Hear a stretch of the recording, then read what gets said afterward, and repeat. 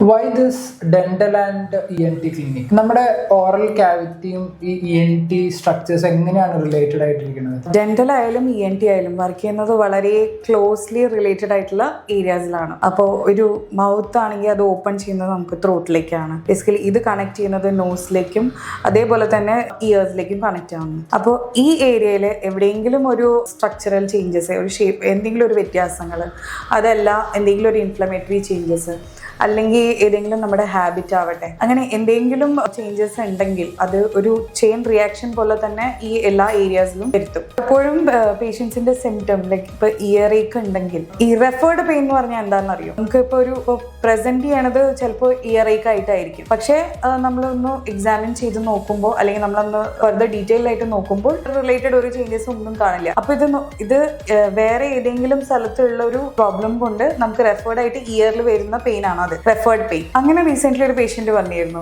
Doctor ഒരു ചെവി വേദന ഇടയ്ക്ക് വരാറുണ്ട് പറഞ്ഞു. ഈ ചെവിയുടെ മുൻഭാഗത്തായിട്ടും ഈ അടിയിലായിട്ടും ആ ഭാഗത്തായിട്ടാണ് പ്രസന്റ് ചെയ്തത് നല്ല പെയിൻ എന്ന് പറഞ്ഞിട്ട്. നമ്മളൊരു ഡീറ്റെയിൽ എക്സാമിനേഷൻ ചെയ്തു, ചെവി നോക്കി, പക്ഷെ ക്ലിനിക്കലി ഒന്നും കാണാനില്ല. പിന്നെ ഒരു ഡീറ്റെയിൽ ഹിസ്റ്ററി ഒക്കെ എടുത്ത് നോക്കിയപ്പോഴാണ് സംവാട്ട് റിലേറ്റഡ് ടു ടെമ്പറോമാൻഡിബുലർ ജോയിന്റ് എന്ന് മനസ്സിലായത്. ഈ ടെമ്പറോമാൻഡിബുലർ ജോയിന്റ് എന്ന് പറഞ്ഞാൽ താടിയല് ചെവിയുടെ ഈ ഫ്രണ്ടിൽ കണക്ട് ചെയ്യണ ആ സ്കല്ലിനോട് കണക്ട് ചെയ്യണ ജോയിന്റിനാണ് ടെമ്പറോമാൻഡിബുലർ ജോയിന്റ് എന്ന് പറയുന്നത്. Why this dental and ENT